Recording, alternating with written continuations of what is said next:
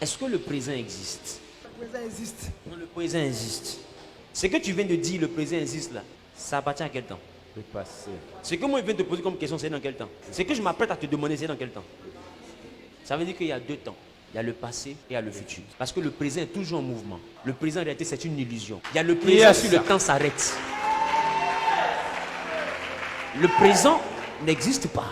À peine je veux parler, je suis dans un futur qui va bientôt se manifester. Dès qu'il se manifeste, il coule, il est dans le passé. Voilà pourquoi un philosophe pouvait dire, on ne se baigne pas deux fois dans la même eau d'une rivière. À peine tu plonges, comme c'est une rivière, l'eau a déjà coulé, tu es dans une nouvelle rivière. Le présent est une illusion. Et c'est parce que le présent est une illusion que Dieu ne s'est pas mis au futur, il s'est mis au présent. Parce que lorsque Dieu est, le temps s'arrête. Parce que Dieu n'est pas régi par le temps. Alors il n'a pas dit, je suis celui qui sera. Il dit, je suis celui qui suis. Yes.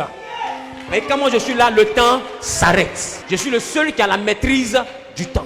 Qui est d'accord maintenant que le présent n'existe pas? Parce que ce qu'il vient de dire, tu as vu ma main a fait comme ça, non? Il faut que tu regardes la vidéo pour revoir ma main là. Et puis qui me comprend? Tu as vu que j'ai fait comme ça, non? C'est fini, c'est dans une vidéo qu'on doit voir. Qui comprend? En réalité, le présent, c'est une notion d'illusion. Les hommes ont créé ce qu'on appelle le concept du présent pour essayer d'avoir une maîtrise du temps dans lequel ils se trouvent. Parce qu'ils savent qu'ils n'ont jamais la maîtrise du temps. Donc ils veulent se donner un semblant.